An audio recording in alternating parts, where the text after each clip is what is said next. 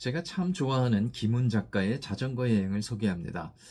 저는 이 김훈 작가의 거의 모든 책을 다 읽고 싶고요. 참 많이 읽었습니다. 뭐 다 읽지는 않았습니다만 그래도 저는 그 한국의 작가 중에 김훈 씨 작가를 정말 손꼽습니다.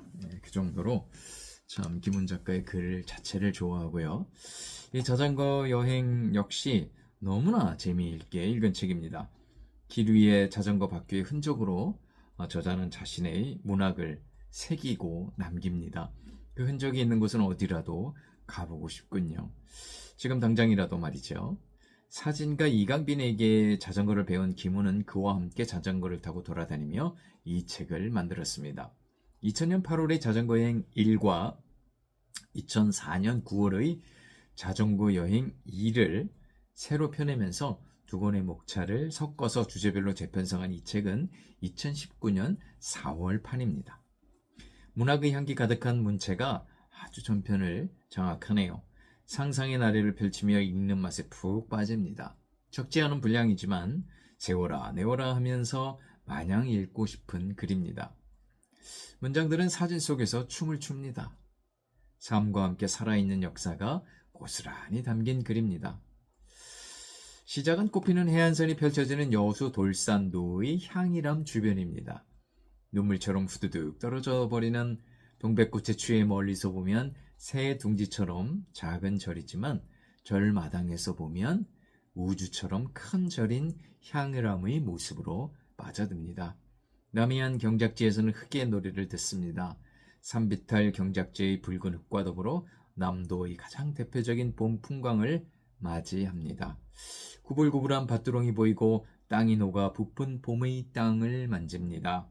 무당들은 세계의 근본을 이야기로 풀어내는 노래를 합니다. 냉이, 달래, 된장, 쑥, 제첩, 미나리의 사연을 듣습니다. 여수의 무덤들에서는 땅에 묻히는 일에 대하여 생각해 봅니다. 농부는 밭에 묻히고 어부는 바닷가에 묻힙니다.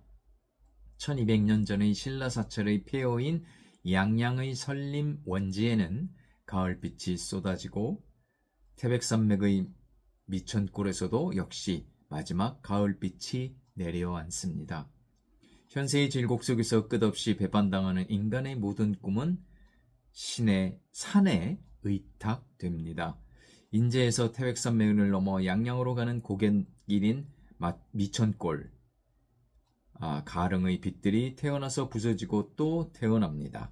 소백산의 의풍마을에서는 아직도 소를 몰아 밭을 가는 전통적 농업 방식을 고수합니다.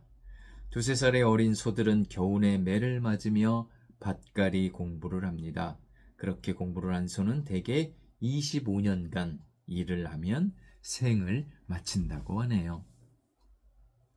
안면도의 소나무는 경건하고 단정하여 높고 곧고 푸르러 안면송이라 불립니다. 숲의 시간은 언제나 갓 태어난 풋것의 시간을 닮았습니다. 전라남도 구례에서는 초록의 모든 종족을 껴안고 구름처럼 부풀어 있는 지리산 자락을 만끽합니다. 시는 인공의 낙원, 숲은 자연의 낙원, 청학동은 관념의 낙원이라면 차는 모든 낙원을 합친 낙원임을 화계면 쌍계사에서 깨닫습니다. 2000년 4월에 단군 이래 최대의 산불이 강원도 고성에 발생했지만 숲은 스스로 복원하는 힘을 가졌음을 보여줍니다. 세조의 사냥터에 이었기에 광릉숲은 온전한 보존이 가능했습니다. 광릉 수목원의 산림박물관에서 늙음이나 쇠퇴가 아닌 완성되어가는 나무를 상상합니다. 광릉 숲속 연못에 핀 수련, 부지런한 몽상가의 꽃이고 인상주의 꽃이라 불립니다. 암사동에서 몽천까지, 잠실에서 여의도까지, 여의도에서 조강까지의 한강 여행은 우리의 지속된 삶의 모양을 그려냅니다. 우리의 갇힌 맹수와도 같은 한강, 여의도 개발의 죄물이 된 밤섬, 한강을 따라 물과 산의 조화를 많은 그림으로 표현한 겸재정선, 조강 건너는 북한의 개풍군 조강마을이고 조강 이쪽은 김포시 조강마을입니다. 풍경은 말을 걸지 않지만 인간은 끝없이 말을 겁니다. 태초의 정막으로 돌아간 조강, 흐르는 것은 저러하구나 라는 것을 느끼게 하네요. 강물이 거꾸로 뒤집혀 흐르는 마을이라는 의미를 지닌 김포 전유리 포구. 고기 잡는 포구의 오래된 삶을 기억하게 합니다. 분단 시대의 한강 어업의 최전방 기지에서 횟감의 으뜸은 한강의 웅어라고 합니다. 양수리에서는 다산과 천주교의 어른들을 생각해 보고요. 평등과 보편의 신세계를 향해 개안을 위해 노력했던 서학, 배교자로서 죽은 이승훈, 서슴없이 배반하고 밀고 간 다산, 전환의 시간 속을 강은 말없이 흐를 뿐입니다. 도시에서 망가진 사람들이 다시 섬진강 상류의 여우치 마을에 모이지만 뾰족한 수가 있을 리 없습니다. 노령산맥 속에 IMF의 그늘이 노을처럼 번져갑니다.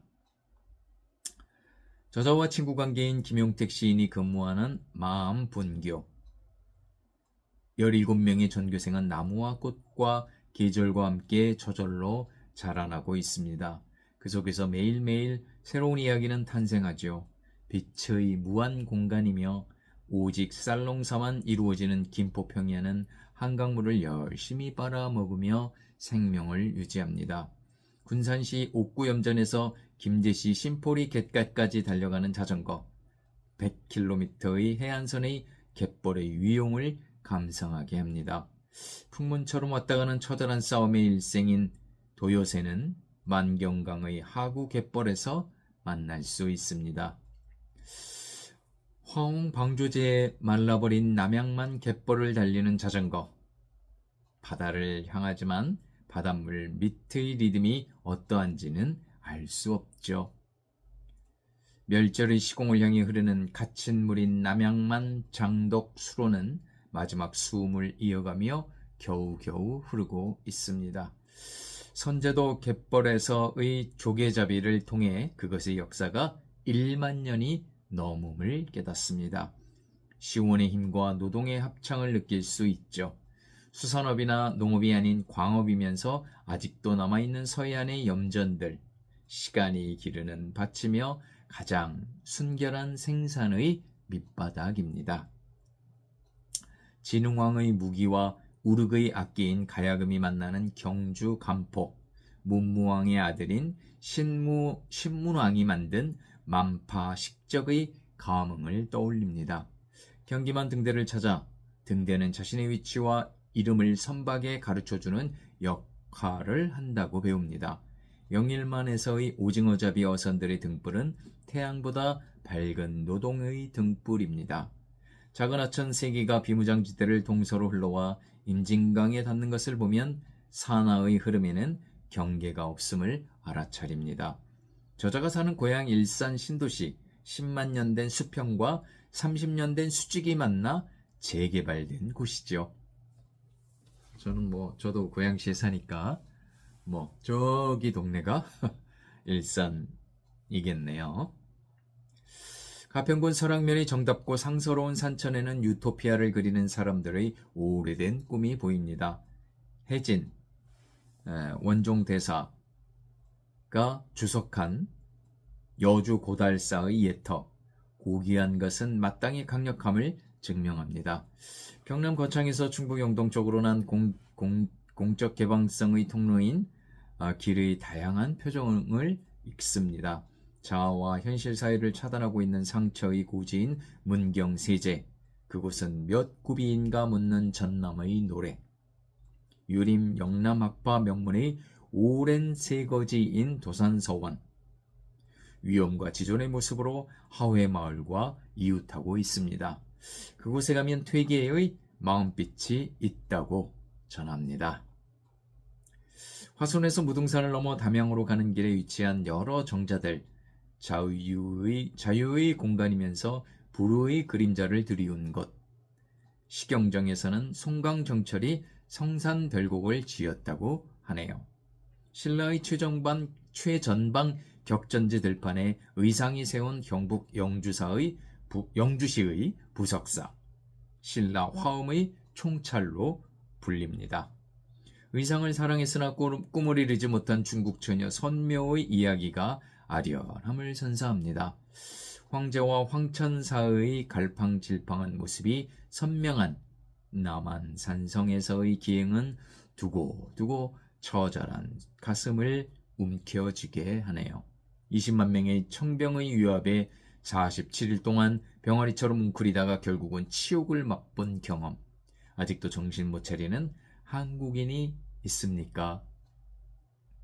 전쟁기념비의 들판을 건너가는 파주의 경의선 도로가 언젠가는 우리를 북쪽으로 이끌어줄 것입니다. 진도대교 밑의 울동목의 거칠고 사나운 물살에 충무공 이순신의 삶과 죽음을 되새기며 기억합니다. 그의 한없는 단순성과 순결한 칼날 위에 조선의 운명이 달려 있었음을 말이죠. 군사적 실용성과 건축학적 아름다움을 간직한 수원 화성은 우리나라에서 가장 활발하게 살아있는 문화재입니다. 마음속의 왕도가 땅 위의 성곽으로 이어진 형태이죠. 한반도 최초의 도로이며 고개인 경북 문경시의 하늘제 밑의 관음리에서 오랜 세월 불타오른 가마속의 고요한 불을 감상합니다. 제가 꽤 됐죠? 한 10년은 된 것 같은데요. 중국의 장안, 예전에는 장안이라고 불렸는데 시안이라고 그러죠. 지금은 시안으로 불리는데요. 그 시안에 갔는데 그 시안의 성이 어마어마하더라고요. 그런데 그 시안의 그 성을 보고 만든 도시가 바로 수원의 화성, 그리고 일본의 교토라고 합니다. 그래서 시안에 갔을 때 그 시안 성곽 위에 올라서 참 정말 중국의 어떤 화려함, 혹은 정말 큰 도시의 어떤 수도, 큰 나라의 수도였으니까 어마어마한 문화적 유산들, 그런 것들을 감상했을 때 참 굉장히 많은 깨달음을 얻기도 했었죠. 시안성이 바로 중국이 자랑하는 진시황의 무덤도 있고요. 그 무덤을 지켰던 병마용, 정말 대단했었습니다. 아직도 희생자들의 피 맺힌 절규가 사방의 공기를 메우고 있는 광주 망월동의 진정한 봄은 언제 오겠습니까? 300년 넘은 서남사의 화장실 건축물, 그 안에는 삶의 경건성과 자유로움의 공간이 존재합니다. 삶이 무료하다면 서남사의 화장실에서 큰 것과 작은 것을 보는 경험을 반드시 해보라고 저자는 말합니다. 고려 초기의 석상들이 아직도 존재하는 안성, 그것의 돌미륵은 인간의 마을로 내려온 미륵의 손입니다. 민중적 저항과 동경을 상징하며 중생의 두려움과 근심을 씻어주는 역할을 하고 있을 것입니다. 경기도 광주에는 2004년 5월에 문을 연 얼굴 박물관이 있습니다. 얼굴은 그 자체로 세계에 비치며 삶의 모든 것을 말해줍니다. 대도시 한복판에서 벌어지는 민속 우일장, 모란시장은 유통과 교육의 자연스러운 질서를 보여주네요. 지금 시대와는 전혀 맞지 않는 식용견 시장, 일명 개판에 대한 서술은 아주 불쾌하게 그치없습니다. 충북 영동군의 신간 마을 사람들의 일상과 대한민국 노래방의 원형을 선보인 진도 소포리의 사연을 끝으로 책은 끝을 맺습니다. 우리 삶의 정서와 철학을 인건과 산천이 어우러지며 산 모습을 포착하여 발로 쓴 글을 읽으면서 가슴이 세차게 뛰고 맥박이 욱신거립니다. 삶과 자연, 역사와 종교, 세시풍속과 문화가 문학을 만났습니다. 아직도 못다한 지역의 이야기거리들은 풍성하리라 생각합니다.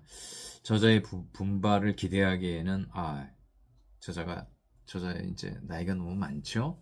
너무 아쉽습니다. 더군다나 자전거가 아니면 어떻게 이런 상세한 여행이 가능하겠습니까? 어쨌든 오감을 자극하는 독서 여행이 된 기분입니다. 자, 이제 저는 어디로 출발해야 될까요? 어디로 가서 또 김훈 작가처럼 글을 좀 써볼까요? 어쨌든 김훈 씨의 자전거 여행 정말로 에세이 중에서 정말로 강추하는 책입니다. 그 다음에 우리나라의 어떤 굉장한 그 아름다움을 느낄 수도 있는 책이고요. 김훈의 자전거 여행이었습니다.